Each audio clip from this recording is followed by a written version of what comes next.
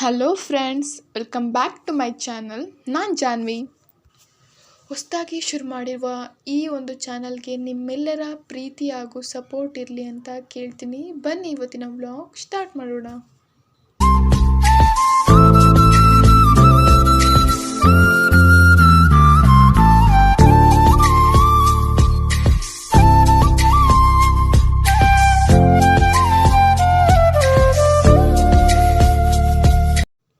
ಈ ಒಂದು ವಿಡಿಯೋ ಕಂಪ್ಲೀಟಾಗಿ ನೋಡಿ ಮತ್ತು ಹೇಗಿತ್ತು ಅಂತ ಕಮೆಂಟ್ ಮಾಡಿ.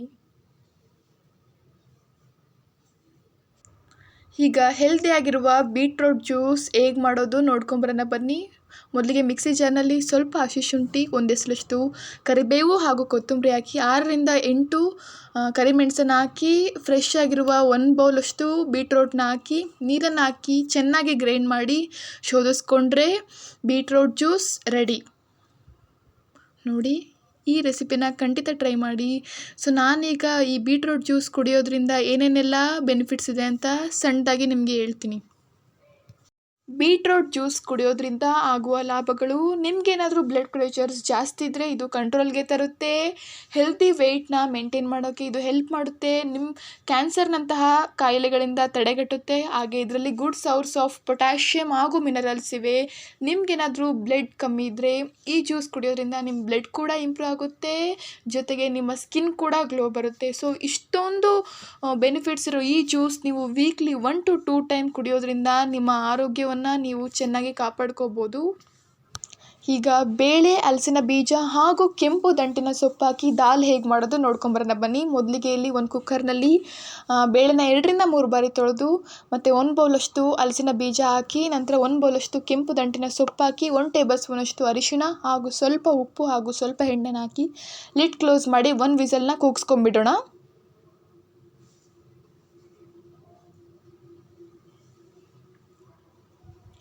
ಸೊ ಇದು 1 ವಿಸಲ್ ಆದಮೇಲೆ ಸೈಡಿಗೆ ಇಟ್ಕೊಂಡ್ಬಿಟ್ಟು ಒಂದು ಪಾತ್ರೆಯಲ್ಲಿ ಎಣ್ಣೆ ಕಾಯಿಸ್ಕೊಳಕ್ಕೆ ಇಡೋಣ. ಸೊ ಇಲ್ಲಿ 2ರಿಂದ 3 ಟೇಬಲ್ ಸ್ಪೂನಷ್ಟು ಎಣ್ಣೆ ಹಾಕಿ ಎಣ್ಣೆ ಕಾದ ನಂತರ ಸಾಸಿವೆ ಜೀರಿಗೆ ಹಾಕಿ ಚಟಪಟ ಅಂತ ಸಿಡಿಯೋಕ್ಕೆ ಬಿಡೋಣ. ನಂತರ ಇಲ್ಲಿ ಬೆಳ್ಳುಳ್ಳಿ ಹಾಕೋಣ. ಬೆಳ್ಳುಳ್ಳಿದೇ ಮೇನ್ ಫ್ಲೇವರ್, ಸೊ ಬೆಳ್ಳುಳ್ಳಿನ ಸ್ವಲ್ಪ ಜಾಸ್ತಿನೇ ಹಾಕ್ಕೊಳ್ಳಿ. ನಂತರ ಈರುಳ್ಳಿ ಹಾಕ್ಕೊಂಡು ಸ್ವಲ್ಪ ಕಲರ್ ಚೇಂಜ್ ಆಗೋ ತನಕ ಬಿಟ್ಟು ಅದಾದ ನಂತರ 1 ಟಮಟೆ ಹಣ್ಣನ್ನ ಇಲ್ಲಿ ಸಣ್ಣದಾಗಿ ಕಟ್ ಮಾಡಿರೋದನ್ನ ಹಾಕಿ 1 ಟೇಬಲ್ ಸ್ಪೂನಷ್ಟು ಅಚ್ಕಾರದ ಪುಡಿ ಹಾಗೂ 1 ಎಸಲಷ್ಟು ಕರಿಬೇವನ್ನ ಹಾಕಿ ಇಡೋಣ. ಸೊ ಈಗ 1 ವಿಸಲ್ ಆಗಿರುವ ಬೇಳೆ ಹೇಗೆ ಫ್ರೈ ಆಗಿದೆ ನೀವೇ ನೋಡಿ. ಸೊ ಇದನ್ನ ಈಗ ಒಗ್ಗರಣೆಯಲ್ಲಿ ಹಾಕಿ ಚೆನ್ನಾಗಿ ಮಿಕ್ಸ್ ಮಾಡ್ಕೊಳ್ಳೋಣ. ನಂತರ 1 ಟೇಬಲ್ ಸ್ಪೂನಷ್ಟು ಸಾಂಬಾರು ಪುಡಿ ಹಾಕಿ ಸ್ವಲ್ಪ ಬೆಲ್ಲವನ್ನು ಹಾಕ್ಕೊಂಡು ಮಾಡಿದರೆ ಈಗ ದಾಲ್ ರೆಡಿ. ಸೊ ಇದ್ರ ಕಾಂಬಿನೇಷನ್ ಆಗಿ ನೀವು ರೊಟ್ಟಿ, ಚಪಾತಿ ಏನು ಬೇಕಾದ್ರೂ ಮಾಡ್ಬೋದು. ನಮ್ಮನೇಲಿ ಇವತ್ತು ಚಪಾತಿ ಮಾಡಿದರು. ಸೊ ಟೇಸ್ಟ್ ಮಾತ್ರ ಸಖತ್ತಾಗಿತ್ತು. ಈ ರೆಸಿಪಿನ ಖಂಡಿತವಾಗ್ಲೂ ನೀವು ಟ್ರೈ ಮಾಡಿ ಹೇಗಿತ್ತು ಅಂತ ಕಮೆಂಟ್ ಮಾಡಿ. ಸೊ ರೆಸಿಪಿ ಮಾತ್ರ ಸಖತ್ತಾಗಿತ್ತು. ಫ್ರೆಂಡ್ಸ್, ನಾನೀಗಾಗಲೇ ಇನ್ಫಾರ್ಮೇಟಿವ್ ಸೋರ್ಸ್ ಸೀರೀಸ್ ಸಮ್ಮರೀಸ್ನ ಕಂಟಿನ್ಯೂ ಮಾಡ್ತಾ ಬಂದಿದ್ದೀನಿ. ಸೊ ಪಾರ್ಟ್ 1 ಅಂದರೆ ನಿನ್ನೆ ವಿಡಿಯೋದಲ್ಲಿ ನಾನು ಬ್ರೈನ್ ರೂಲ್ಸ್ ಅನ್ನೋ ಬುಕ್ಕಿನ 6 ಪ್ರಿನ್ಸಿಪಲ್ನ ಆಲ್ರೆಡಿ ಎಕ್ಸ್ಪ್ಲೇನ್ ಮಾಡಿದ್ದೀನಿ. ನಿಮಗದು ಅರ್ಥ ಆಗಿದೆ ಮತ್ತು ಹೆಲ್ಪ್ಫುಲ್ ಆಗಿದೆ ಅಂತ ಭಾವಿಸ್ತೀನಿ. ಸೊ ಅದರ ನೆಕ್ಸ್ಟ್ 6 ಪ್ರಿನ್ಸಿಪಲ್ನ ಇವತ್ತಿನ ವೀಡಿಯೋದಲ್ಲಿ ಕಂಟಿನ್ಯೂ ಮಾಡ್ತೀನಿ. ಸೊ ವಿಡಿಯೋನ ಕಂಪ್ಲೀಟಾಗಿ ನೋಡಿ ಸ್ಟೂಡೆಂಟ್ಸ್ಗಳಿಗೆ ಶೇರ್ ಮಾಡಿ. ಸೊ ಇವತ್ತಿನ ವಿಡಿಯೋ ಸ್ಟಾರ್ಟ್ ಮಾಡೋಣ ಬನ್ನಿ. ಸೊ ರೂಲ್ ನಂಬರ್ 7 ಬಂದುಬಿಟ್ಟು sleep well, think well. So ನಿಮ್ಗೆ ಆಲ್ರೆಡಿ ಅರ್ಥ ಆಗಿರುತ್ತೆ, ಒಳ್ಳೆ ನಿದ್ದೆ ಮಾಡಿ, ಒಳ್ಳೇದನ್ನೇ ಯೋಚನೆ ಮಾಡಿ ಅಂತ. ಸೊ ಕೆಲವೊಬ್ರು ಹೇಳ್ತಾರೆ ಮಧ್ಯಾಹ್ನ ನಿದ್ದೆ ಬರುತ್ತೆ ಅಂತ. ಸೊ ಈ ಬುಕ್ ಪ್ರಕಾರ ನಿಮಗೆ ಸಮಯ ಇದ್ದರೆ 20 to 25 ಮಿನಿಟ್ಸ್ ಸ್ಲೀಪ್ ಮಾಡಿ. ಆವಾಗ ನಿಮ್ಮ ಬ್ರೈನ್ ಪ್ರೊಡಕ್ಟಿವ್ ಆಗಿ ಇರುತ್ತೆ. ಸೊ ಇಂಪಾರ್ಟೆಂಟ್ ಇನ್ಫಾರ್ಮೇಷನ್ನ ಕಲೆಕ್ಟ್ ಮಾಡುತ್ತೆ. ಸೊ ಅದರ ಜೊತೆಗೆ ಸ್ಟೋರ್ ಕೂಡ ಮಾಡುತ್ತೆ. Rule number 8 stressed brain don't learn in the same way. ಅಂದರೆ ನಮ್ಮ ಬ್ರೈನ್ಗೆ 30 ಸೆಕೆಂಡ್ ಕಾಲ ಮಾತ್ರ ಸ್ಟ್ರೆಸ್ ಕಂಟ್ರೋಲ್ ಮಾಡುವ ಕೆಪಾಸಿಟಿ ಇರುತ್ತಂತೆ. ಅದಾದ ನಂತರ ನಾವೇನಾದರೂ ಸ್ಟ್ರೆಸ್ ಕೊಟ್ಟರೆ ಅದು ನಾರ್ಮಲ್ ಮಾಡೋ ಕೆಲಸನೂ ಕೂಡ ಕರೆಕ್ಟಾಗಿ ಮಾಡಲ್ವಂತೆ. ಸೊ ಇದು ನಮ್ಮ ಬ್ರೈನ್ ಮೇಲೆ ನೆಗೆಟಿವ್ ಎಫೆಕ್ಟ್ ಆಗ್ಬೋದು ಅಂತ ಹೇಳ್ತಿದ್ರೆ. ಸೊ ಆದಷ್ಟು ಸ್ಟ್ರೆಸ್ ಲೆವೆಲ್ನ ಕಮ್ಮಿ ಮಾಡ್ಕೊಳ್ಳಿ, ಆರಾಮಾಗಿರಿ.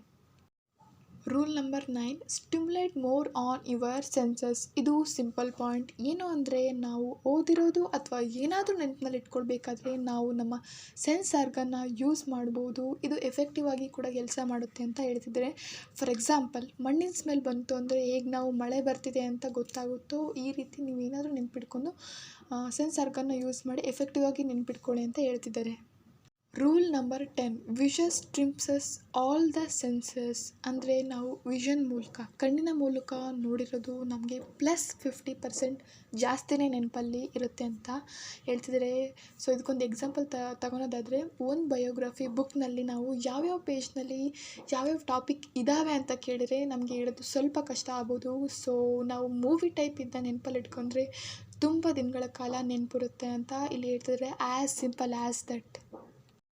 Rule number 11 male and female brains are different. So ಈ ರಿಸರ್ಚ್ನ ಪ್ರಕಾರ ಒಬ್ಬ ಹುಡುಗಿ ಹಾಗೂ ಒಬ್ಬ ಹುಡುಗನ ಇಟ್ಕೊಂಡು ಅವ್ರಿಗೆ ಒಂದು ಹಾರರ್ ಮೂವಿ ತೋರಿಸಿದ್ರೆ ಅವ್ರ ಬ್ರೈನ್ನ ವರ್ಕ್ ಹೇಗಾಗುತ್ತೆ ಅಂತ ನೋಡಿದರೆ, ಸೊ ಹುಡುಗನಲ್ಲಿ ಅಂದರೆ ಮೇಲಲ್ಲಿ ಅವನ ರೈಟ್ ಹೆಮಿಸ್ಫಿಯರ್ ಹಾಗೂ ಫೀಮೇಲಲ್ಲಿ ಲೆಫ್ಟ್ ಹೆಮಿಸ್ಫಿಯರು ಆ್ಯಕ್ಟಿವ್ ಆಗಿರುತ್ತಂತೆ. ಸೊ ಬಟ್ ಫೀಮೇಲಲ್ಲಿ ಸ್ವಲ್ಪ ಡಿಪ್ರೆಸ್ ಆಗಿ, ಮೇಲಲ್ಲಿ ಪ್ಯೂಬರ್ಟಿಗೆ ಬಂದ ನಂತರ ಸೋಷಿಯಲ್ ಅಂತ ಈ ರಿಸರ್ಚ್ನ ಒಂದು ಇನ್ಫಾರ್ಮೇಷನ್. ಸೊ ಇಲ್ಲಿ ಅವರು ತಿಳಿಸ್ತಾ ಇರೋದು ಒಂದು ವಿಚಾರ, ಮೇಲ್ ಅವ್ರ ಫೀಮೇಲ್ ಡಿಪ್ರೆಸ್ ಲೆವೆಲ್ನ ಕಮ್ಮಿ ಮಾಡ್ಕೊಳ್ಳಿ ಅಂತ ಇಂಡೈರೆಕ್ಟಾಗಿ ಕಂಟೆಂಟ್ ಕೊಟ್ಟಿದ್ದಾರೆ. Rule number 12 we are powerful natural explorers. ನಾನು ಇದಕ್ಕೆ ಒಂದು ಬೆಸ್ಟ್ ಎಕ್ಸಾಂಪಲ್ ಕೊಟ್ಟು ನಿಮಗೆ ಎಕ್ಸ್ಪ್ಲೇನ್ ಮಾಡಿಬಿಡ್ತೀನಿ. ಸೊ ಮೇಡಮ್ ಪಾಠ ಮಾಡ್ತಿರ್ತಾರೆ, ಸೊ ನಾವು ಕೇಳ್ತಾ ಇರ್ತೀವಿ. ಸೊ ಪಾಠ ಮುಗಿಯುತ್ತೆ. ಸೊ ನಾವು ಅವಾಗ ಪಾಠದ ಕೇಳಿಸ್ಕೊಂಡಾಗ ಏನಾದರೂ ಅವ್ರಿಗೆ ಕ್ವಶನ್ ಕೇಳೋದು ರೀತಿ ಆಗಿರ್ಬೋದು, ಅಥವಾ ನಾವು ಎಕ್ಸಾಮ್ ಅಟೆಂಡ್ ಮಾಡಿ ನಾವು ಮಾಡಿರೋ ಮಿಸ್ಟೇಕ್ನ ರಿಪೀಟ್ ಮಾಡಬಾರ್ದು. ಸೊ ನಾನು ಎಲ್ಲಿ ಮಿಸ್ಟೇಕ್ ಮಾಡ್ತಿದ್ದೀನಿ ಅಲ್ಲೇ ರಿಪೀಟಾಗಿ ನೀವು ರಿವೈಸ್ ಮಾಡಬೇಕು. ಸೊ ಇದ್ರ ಮೂಲಕ ನಿಮಗೆ ಆ್ಯಕ್ಟಿವ್ ರೀಕಾಲ್ ಆಗಿ ನೀವು ಚೆನ್ನಾಗಿ ಎಫೆಕ್ಟಿವ್ ಆಗಿ ಓದೋದು ನಿಮಗೆ ರೂಢಿಯಾಗುತ್ತೆ. ಆ್ಯಂಡ್ ಇದ್ರ ಮೂಲಕ ನೀವು ಚೆನ್ನಾಗಿ ಕಲ್ತ್ಕೊತೀರಾ, ಜೊತೆಗೆ ನೆನ್ಪಿಡ್ಕೊತೀರಾ ಅಂತ ರೂಲ್ ನಂಬರ್ 12ನ ಸಾರಾಂಶವಾಗಿದೆ. ಇದಾಗಿತ್ತು ಬ್ರೈನ್ ರೂಲ್ನ ಸಮ್ಮರಿ. ಸೊ ಪಾರ್ಟ್ 1 ಪಾರ್ಟ್ 2 ಅಲ್ಲಿ ನಾನು ಕಂಪ್ಲೀಟ್ 12 ರೂಲ್ಸ್ನ ಎಕ್ಸ್ಪ್ಲೇನ್ ಮಾಡಿದ್ದೀನಿ. ಇದು ನಿಮಗೆ ಅರ್ಥ ಆಗಿದೆ ಅಂತ ಭಾವಿಸ್ತೀನಿ. ಸೊ ಇದು ನಿಮಗೆ ಇನ್ಫಾರ್ಮೇಟಿವ್ ಅನಿಸಿದ್ರೆ ತಪ್ಪದೇ ಕಮೆಂಟ್ ಬಾಕ್ಸಲ್ಲಿ ಹೆಲ್ಪ್ಫುಲ್ ಅಂತ ಕಮೆಂಟ್ ಮಾಡಿ. ಸೊ ಇಲ್ಲಿ ತನಕ ವಿಡಿಯೋ ನೋಡಿದ್ದಕ್ಕೆ ಥ್ಯಾಂಕ್ ಯು. ತಪ್ಪದೇ ಲೈಕ್ ಬಟನ್ನ ಹಿಟ್ ಮಾಡಿ ಮತ್ತು ಸಬ್ಸ್ಕ್ರೈಬ್ ಮಾಡ್ಕೊಳ್ಳಿ. Thank you for watching. ಈ ಶಾರ್ಟ್ಸ್ನ ನನ್ನ ಪ್ಲೇ ಲಿಸ್ಟಲ್ಲಿ ಹಾಕಿದರೆ ನಿಮ್ಗೇನಾದರೂ ಇಂಟ್ರೆಸ್ಟ್ ಇದ್ದರೆ ಚೆಕ್ ಮಾಡಿ. Thank you.